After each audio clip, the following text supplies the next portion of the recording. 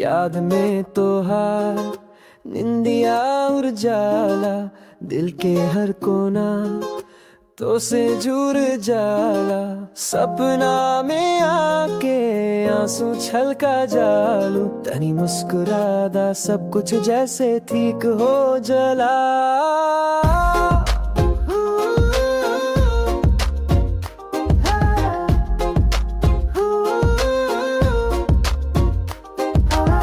बात स्वीट जैसन मिश्री के खान, तू रहेलू दूर तब बारू हमार खास। दिल के दारी में लिखल बरू तू, फोटो तो हर देखी ता याद आयलू तू। जैसा सलम तू वैसन मरहम भी तू, पल में खुशी तो पल में गम भी तू।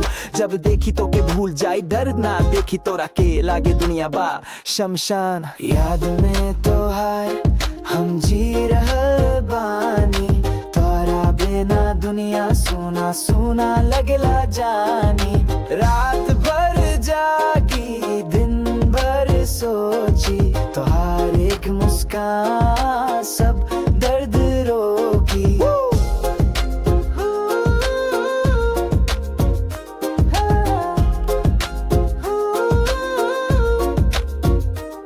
गाँव से लेके सर तक हमनी के लव स्टोरी के बनाम, हमनी के लव स्टोरी पर बन जाई फिल्म के कहानी। किस्मत से लड़ा तानी हम जी जान लगा के, तू ना मिल पाई बूता कामयाबी भी अधूरी लागली। चाय से लेके रात के बीरे तक हर जगह तो हर याद दिल के चीरे तक। हम बानी सिंपल पर फीलिंग बकिंग, तो हर एक कॉल और सब कुछ स्विंग।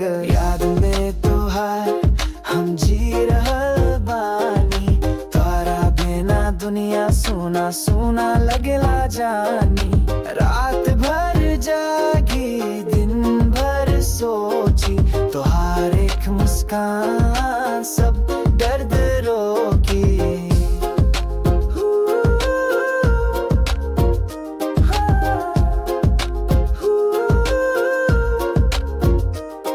तू जावन का देबू सब कुछ छोड़ देम, अपना ईगो के भी पाँव के नीचे दबा देम। तो हर साथ मिल जाई ता हो जाई मिसाल, देसी प्यार के हो जाए ग्लोबल कमाल। तो हर याद में लिखल बा हर लाइन, तू ना मिलबू तकाई से होई वैलेंटाइन। दिल के माइक से बोला तानी लाउड, तोरा नाम लेके बना देम क्राउड।